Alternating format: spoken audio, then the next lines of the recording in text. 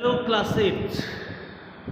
Today we are going to read the poem The Ant and the Cricket from the book Honeydew. This is the first poem and it starts with some introduction of a fable. So, what is a fable? Is written here. A fable is a story, often with animals as characters, that conveys a moral.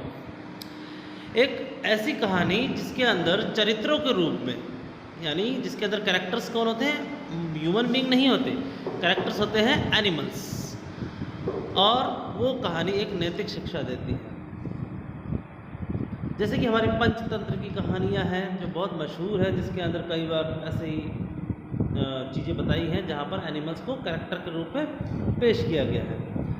This poem about an ant and a cricket contains an idea for far-reaching significance, which is as true of a four-legged cricket as a two-legged one. ये poem एक बात को यहाँ पर सिद्ध करती है कि जिस प्रकार से एक क्रिकेट के बारे में है और एक एंट के बारे में है, ठीक है। तो जो एंट है जो कि फोर लेग्ड है, और जो क्रिकेट है जो कि टू लेग्ड है, और ये बता रहे हैं भले ही आप फोर लेग्ड हो, भले ही आप टू लेग्ड हो, तो आपका ये देखो फार रीचिंग सिग्निफिकेंस, यानी हर किसी के लिए, चाहे वो एनिमल हो, चाहे वो ह्यूमन हो, चाहे वो फोर लेग्ड हो, चाहे वो टू लेग्ड हो, सबके लिए ये एक नैतिक शिक्षा देगी। Surely you have seen a cricket that has two legs, और शायद आपने क्रिकेट देखा होगा जो कि टू लेग। थोड़ा सा अगर कन्फ्यूजन है, you may see this picture and just imagine what is a cricket. देखिए यहाँ पर two legged cricket. So we start reading this poem. A silly young cricket accustomed to sing through the warm sunny months of gay summer and spring, began to complain when he found that at home his cupboard was empty and winter was come. एक मूर्ख cricket के बारे में बात हो रही है यहाँ पर, जो कि अकस्टम्ड था, बड़ा हैबिचुअल था, हमेशा एक ही काम करता रहता था, वो था गाना गाना। सिंग, अकस्टम्ड टू सिंग, हमेशा मतलब मौज में घूमता रहता था, गाना गाता घूमता रहता था। अब एक कब किन दिनों, जब वार्म गर्मी के दिन थे, sunny month of gay summer, यानी खुशहाल समर के अच्छे गर्मियों के दिन थे, या फिर अच्छी बसंत के दिन थे, स्प्रिंग, यानी ये these are the seasons name, summer and spring. जब ये अच्छे दिन थे तब वो क्या करता था? गाना गाता हुआ इधर उधर घूमता रहता था। अब बिगेन टू कंप्लेन, उसने कंप्लेन करना शुरू कर दिया। क्या कंप्लेन करना शुरू कर दिया? When he found that at home, जब उसके घर पर कुछ नहीं बचा। His cupboard was empty and winter was, यानी उसका जो कपबोर्ड है वो बिल्कुल खाली हो गया है, जो उसका स्टोर रूम है बिल्कुल खाली हो गया है, and winter was come. So here you can see what is cupboard. You can see this image, these are the images of cupboard. So ये होता है कपबोर्ड, जहाँ पर हम अपनी चीज़ों को स्टोर करते हैं। अब स्टोरी इसके दूसरे पार्ट की तरफ हम बढ़ते हैं। Not a crumb to be found on the snow covered ground, not a flower could he see, not a leaf on a tree. Oh what will become says the cricket of me. दूसरा paragraph बताता है उसके दुख को। अब cricket जो है वो किस तरीके से दुख मना रहा है। उसके पास एक भी क्रम्ब नहीं है, उसके कपबोर्ड, उसने कुछ नहीं संभाला। हम चलते हैं नेक्स्ट, क्रम्ब। क्रम्ब क्या होता है? ये इस तरीके से ब्रेड का चूरा हो गया, किसी भी चीज़ का जो चूरा सा होता है उसको बोलते हैं क्रम्ब। ओके, और leafless tree, you can see here, ये है लीफलेस ट्री, इस तरह का ट्री। आगे देखते हैं हम हमारे में कि not a crumb to be found, एक भी चूरा नहीं मिल रहा, एक भी दाना नहीं मिल रहा स्नो कवर्ड ग्राउंड, स्नो से सारा का सारी ज़मीन वो भरी पड़ी है। Not a flower could he see, किसी प्रकार का कोई फूल नहीं दिखाई दे रहा। Not a leaf on tree, और कोई भी ट्री नहीं, कोई किसी भी ट्री पे कोई भी पत्ती नहीं है। और क्रिकेट कह रहा है अरे अब क्या होगा मेरा। Next paragraph, at last by starvation and famine made bold, all dripping with wet and all trembling with cold. Away he set off to a miserly ant to see if to keep him alive he would grant him shelter for grain and a mouthful of grain. He wished only to borrow, he would repay it tomorrow. If not, he must die of starvation and sorrow. अब ये जो second paragraph है ये थोड़ा सा लंबा जरूर है, लेकिन देखिए समझेंगे हम इसे। At last by starvation, starvation means भूख से मरना। फेमाइन, फेमाइन आप समझ पाएंगे इस सीन से, देखेंगे this is the scene of famine, भुखमरी जिसे बोलते हैं, जब मतलब भुखमरी भी कह सकते हैं, या फिर हम ये कह सकते हैं यू कैन सी दैट कि जहाँ पानी की कमी है, जहाँ मतलब कुछ भी खाने पीने को नहीं मिल रहा, तो दैट इज़ कॉल्ड फेमाइन। तो ये है फेमाइन का सीन, अभी आपने देखा था।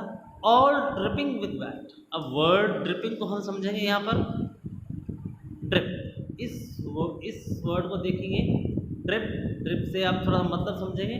Dripping a liquid as water that flows in drops and drops and drops.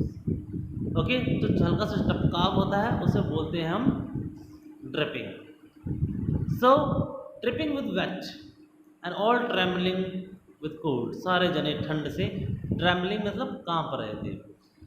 Away he set off to a major land, और वहाँ से वो निकल पड़ा, क्योंकि जहाँ भी खड़ा हो रहा था वहीं न वहीं कोई न कोई बूंद गिर रही थी पानी की, ठंडे ठंडे पानी की, तो इसीलिए वो कहीं भी खड़े होने के लायक नहीं था। इसीलिए वो किसके पास चला गया, छोटी सी चींटी के पास।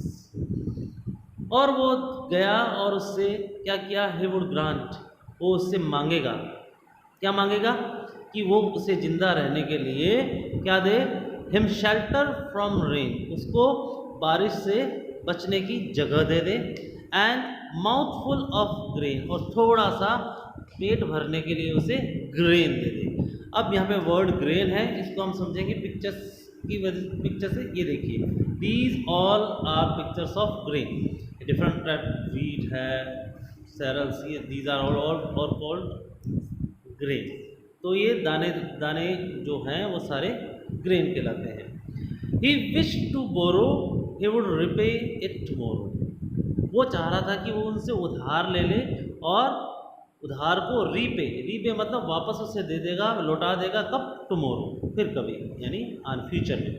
इफ़ नॉट, अगर ऐसा नहीं हुआ, अगर चींटी ने उसकी सहायता नहीं की, तो he must die of starvation and sorrow, वो भूख से और दुख से मर जाएगा। So you may see that these ants and cricket are conversating, दोनों दोनों आपस में बात कर रहे हैं। Says the ant to the cricket, अब चींटियों ने क्रिकेट को कहा, I am your servant and friend, चींटियों ने क्रिकेट को कहा कि मैं तुम्हारा गुलाम और तुम्हारा दोस्त हूँ। But we ants never borrow, we ants never lend, तो यहाँ पे दो वर्ड आए हैं, बोरो एंड लैंड। तो लेट अस अंडरस्टैंड बोरो क्या होता है और लैंड क्या होता है। जब हमारे पास कोई चीज़ आती है, you may see in the picture, जब हमारे पास कोई चीज़ आती है तो वो हम बोरो करते हैं, जब हमसे कोई चीज़ जाती है तो वो हम लैंड करते हैं। ये this picture can tell you better that, देखिए the receiver is borrowing and the giver is lending. You may understand it better now. The receiver is borrowing and the giver is lending. So ant ने क्या कहा कि हम ant ना तो कभी उधार देते हैं ना ही कभी उधार लेते हैं, ये हमारा रूल है। But tell me, dear cricket, लेकिन मुझे बताओ मेरे प्यारे cricket, did you lay nothing by when weather was warm? क्या तुमने कुछ भी नहीं बचाया जब वेदर अच्छा था? When the weather was caught the cricket not I। और फिर क्रिकेट ने जवाब दिया कॉथ, ये पुराना इंग्लिश का वर्ड है कॉथ। उसने कहा कि नहीं, मैंने कुछ नहीं किया। My heart was so light that I sang day and night for all nature look gay. You sang sir you say. वैसे तो वो कहता है my heart was so light, मैं तो बहक गया था। Okay, that I sang day and night, कि सारे दिन और रात में तो गाता ही रहा। और ऑल नेचर लुक गे, क्योंकि सारा जो प्रकृति है वो तो बहुत शानदार दिख रही थी, बहुत ही खुश दिख रही थी। यू सैंग सर, हाँ तो आपने गाया जैसा कि आपने कहा। Go then says the ant, फिर भाग जाओ यहाँ से। आंट ने कहा and dance the winter away, जाओ अब जाके गर्मियों में भी, जिस तरह से गर्मियों में डांस किया उस तरह से सर्दियों में भी डांस करो। Thus ending he hastily lifted the wicket, और जैसे ही बात का अंत हुआ उसने जल्दी से लिफ्टेड अ विकेट। ये विकेट वर्ड को हम देखेंगे। विकेट वर्ड आपने क्रिकेट में सुना होगा। ये विकेट वर्ड क्या होता है? ओके, सो